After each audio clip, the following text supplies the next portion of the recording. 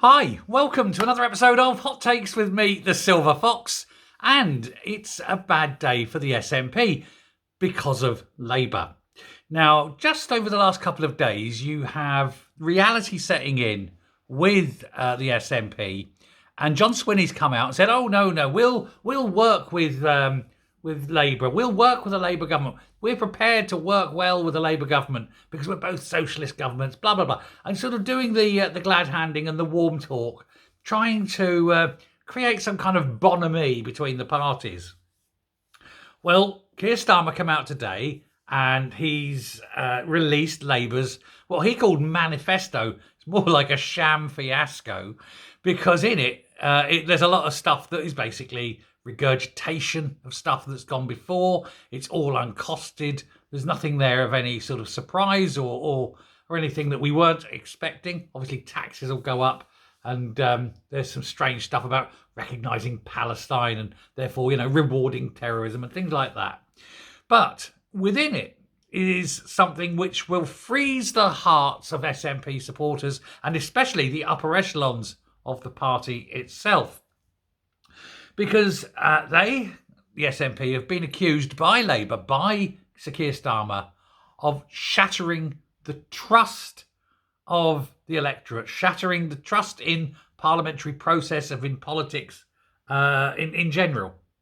And they're saying that 17 years of the same party making the same mistakes time and time again, pushing the same old policies and never coming up with anything new in a changing world has utterly destroyed it. He highlights the sleaze, he highlights the court cases, he highlights all the people being arrested, all the police investigations. He highlights all these things. And he's basically showing the SNP up for what they are. And of course, nobody's surprised at all that. It's just surprising that they've come out at this point, at this stage, and basically in one manifesto release, eradicated any chance of the SNP and Labour ever working together. Certainly not for many years, put it that way. There'll be a lot of bitterness about this that will last for many, many years. Now, I think it's very weird. Labour did attack the Tories, of course, but they really went to town on the SNP with this complete destruction of everything. What is more, and I mentioned this earlier in a video earlier today, about the reduction in the levelling up money. Okay, £23 million less levelling up money under Labour than there were under the Tories, weirdly enough. However, and this is where the SNP will be really spitting feathers if they've got any left, is that they've said within this farrago of wish list of whatever they call it, this manifesto of failure. But in it said that they're going to bypass the Scottish government as much as possible and deal directly with the councils. Now, first of all, that's what the Tories were doing with the levelling up money. They were handing this directly to councils, and the SNP hated it. But what Labour are proposing is not just the levelling up stuff going directly to councils, but all sorts of other policies. They're just going to basically bypass the Scottish government. Now, I've got to think that that's probably the one thing in their entire manifesto that most people can get behind and go along with, because we know how bad the SNP government truly is. And if they are serious, then what they're effectively doing is saying that the whole Holyrood system is pointless, needless, a waste, just another interim level of bureaucracy and pointless government that they, the Labour Party, feel is unnecessary, because they're going to empower the Scottish office at Westminster, giving it more powers, giving it money raising and money spending abilities way beyond what it's currently got, giving way more power to the Scottish minister, and he will be able to impose directly from Westminster to get things done. So, for example, look at the terrible state of the roads. Well, the Scottish office can then say, well, look, we'll cut Holyrood out of this. We will get the contract in for insert name of company here, to go in and do that stretch of road and just re-tarmac all that road, get rid of all those potholes, things like that. And it'll come out and that'll be it. And it won't be through Holyrood, so therefore the money won't go through Holyrood. The SNP won't be able to peel off their cut. The job will get done. The job will get done according to a contract that's done far better than anything that the SNP can try and negotiate, because everything's got to be micromanaged. All these sort of things. And maybe, who knows, maybe it will work.